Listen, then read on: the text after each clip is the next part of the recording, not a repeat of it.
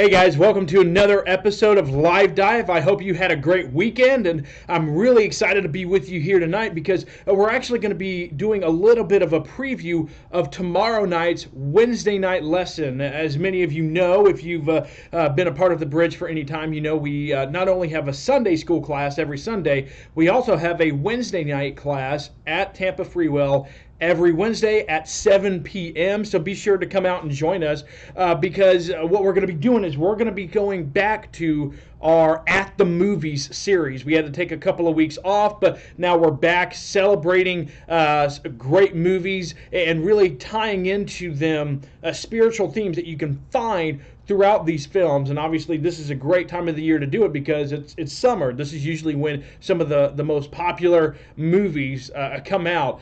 So the last couple of lessons, we went over Indiana Jones, we went over Star Wars, but tomorrow night we're going to be talking about A Quiet Place.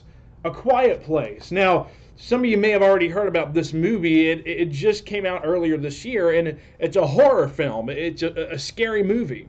And so the natural reaction may be, how in the world could you find any type of redemptive value in a scary movie? Well, believe it or not, A Quiet Place makes a very profound statement on the importance of sacrificial love. In other words, agape love, love that seeks the betterment of other people. Now, just to really quickly go over the plot of this movie without going into too much depth, we'll go into more depth tomorrow night in our lesson. But A Quiet Place is about these monsters who have apparently invaded the planet Earth, and they're going around hunting people. And this movie follows one specific family somewhere in the Midwest here in America, trying to survive day in and day out with all of these monsters around. Obviously, that means there's a lot of tension and a lot of stress, but in the end, this family learns the importance of sacrificial love. And I was thinking about this, the Bible extensively talks about sacrificial love, again, or agape love. Especially Jesus Christ himself in his teachings talked about this. And I was thinking of in John chapter 15, specifically here when he talks about sacrificial love, he's actually in the upper room where he and his disciples had the Last Supper. Now this would just be hours before he would be arrested and obviously crucified for our sins. But when he's up in the upper room with the disciples, he said this in verse 12 of John 15. He said, "This is my commandment, that ye love one another as I have loved you." So here Jesus is giving one of the most important commandments he has ever given to the disciples. He's saying, I want you to love each other. I want you to love people like I have loved you.